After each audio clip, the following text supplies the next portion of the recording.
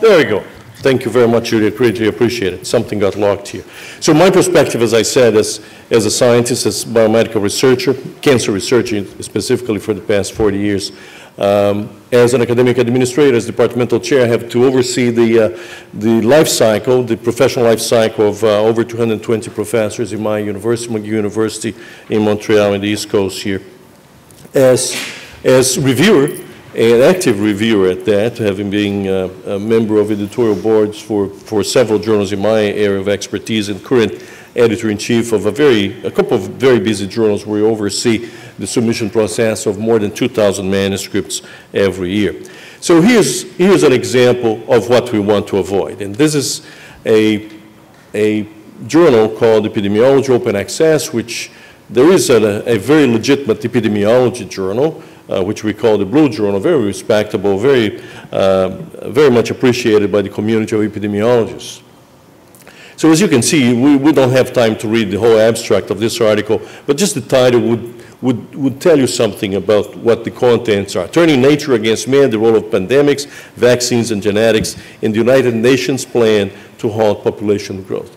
So a lot of these journals, besides the fact that there is honest research that people are trying to publish in good journals and eventually being lured to those predatory publishers, we have also those people who have an agenda to convey. And if you read the abstract, which you won't have time to do it, you're going to see a horrible rant by someone who's a very unsavory potential author. Now, this is one example which is the predatory publishers now are beginning to explore, because everyone who has 2 cents worth of saying something, they will want to have a place to put their rant in out there. But there's more to what we get every day. As an academic, I get, and this is probably true nowadays for most academic research, it suffices to have a paper published in any legitimate scientific journal, and this is placed the internet. Eventually these robots will identify you, identify your email, and from that point onwards you're going to receive a flurry of emails on a daily basis. To this point, today, as of 2016, half of all my inbox is from predatory publishers, in fact. Those that actually get filtered by my university. Here's an example of that. And oddly enough, I collect these things because they make for wonderful examples of how we would like to show what you have. So this is an example of an email I received, and the bold and the red typeface are mine. But as you can see, look at the language, the adulatory language that we get. Greetings, and greetings is always a good giveaway of all of those emails. So look at absolutely lovely idiomatic language here, a compendium of writings which immensely help the global society and their descendants understand and shed light on and about journal, and then comes what they want to sell. HIV for clinical and scientific research. Your published manuscripts are evidence that you have innate ability and prodigies for research and writing. And it keeps going on and on. To gain the affection of an elegant author like you, we require some unmatchable spheres, and it goes on. Now, this is from a relatively recent new offender called PeerTax. And I have lots of examples like that, which is essentially my objective in this first phase here, to just give you a collage of what these case studies are. Here's another one. Journal of Community Medicine and Health Education. By the way, a good giveaway, there tend to be binomial names of journal. They always say journal of something and something. And usually that second something has nothing to do with the first something in the journal. And I was discussing this with Jeffrey Beal the other day. It's an interesting trait of predatory publishers. Well, this particular journal is elated to inform me that I'm urged to submit any type of article. Elated is not kind of a word that one uses to invite on a scholarly setting a new author. I would be gleeful if you could submit the article. So this adulatory language is the sort of thing that invades inboxes for everybody these days, junior authors, senior authors alike. Here's an example of, this particular one, I just want you to pay attention to this particular address, because at some point in about a year and a half ago, I noticed that this was becoming quite common. This 731 Gull Avenue, Foster City, California, for this particular address of this journal here. And I noticed that it was coming over and over again, and I counted over a period of 1 year.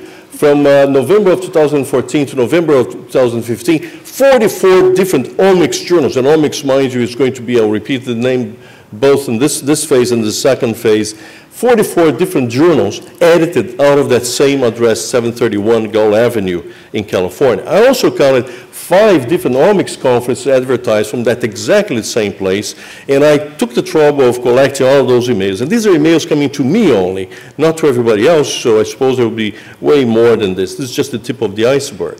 I counted 48 different editorial assistants signing these emails, some of them managing editors, editorial assistants, and the like. 48 different people.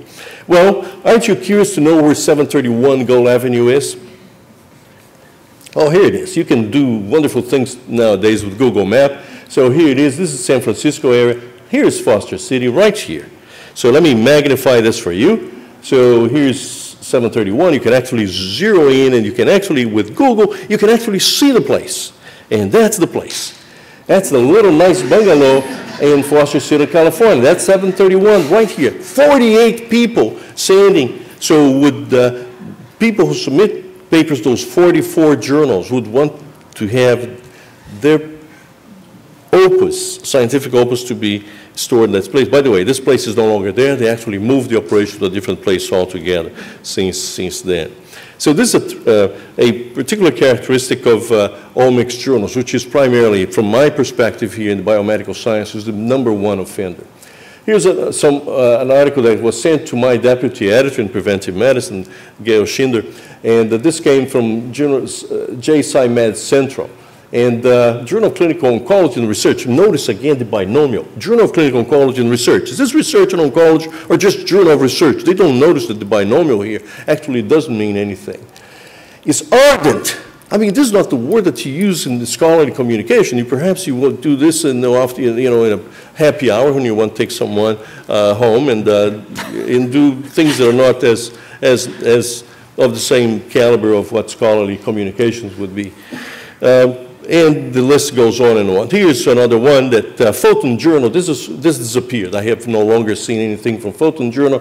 This acknowledges your high academic expertise and research interests. Again, the dilatory language that bombards you on a daily basis. And it has some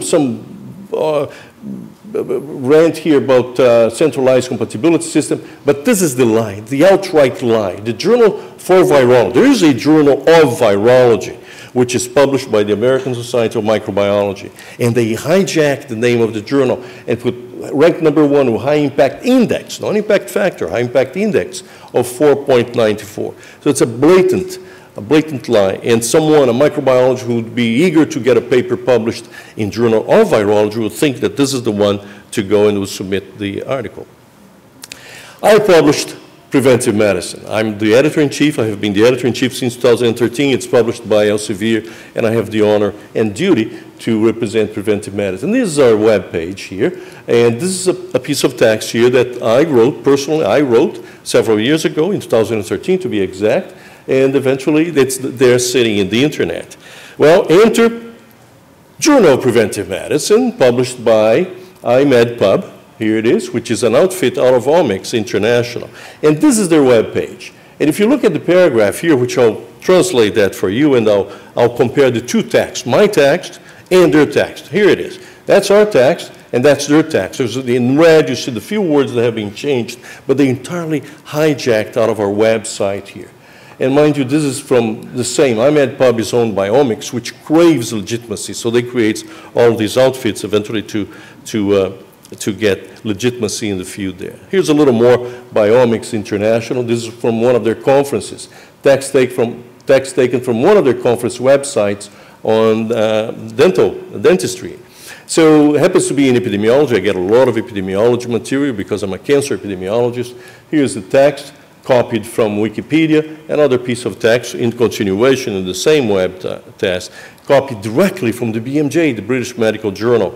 So ostensibly, as if it didn't matter to them at all, they just want to grab your attention. Here's another example of plagiarism from a US government website. This came from this new offender called Jacobs Journal. Jacobs has perhaps hundreds of different journals out there, and the part that's highlighted here, they have been lifted from a well-known AIDS.gov website in the US, which is straight out of there. And the examples go on, and that's my whole purpose in this first part of the presentation here, to show these examples and how the victims like myself and my colleagues, my junior authors, eventually receive that. Here's another one from this conference here in China. And this whole text, a very long one, a paragraph, very nicely written, in fact, very concise. You won't find a word out of place here. And it came straight from a very prestigious conference called the Keystone Symposium, which is a very respected symposium series for biomedical scientists, straight out of there. It's copied shamelessly from that. Here's another one from Epidemiology 2013. This is a conference, again, from the Omics group.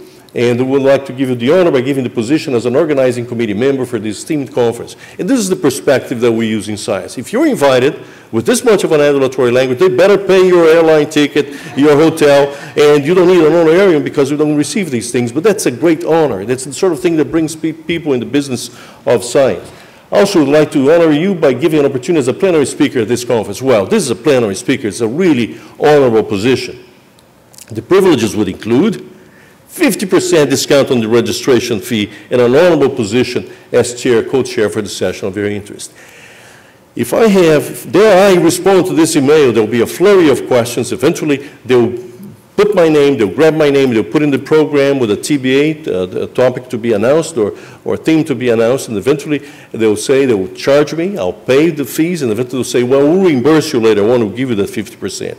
You'll never see the money again. And I spent a lot of time consoling colleagues who eventually lost money because of this situation here.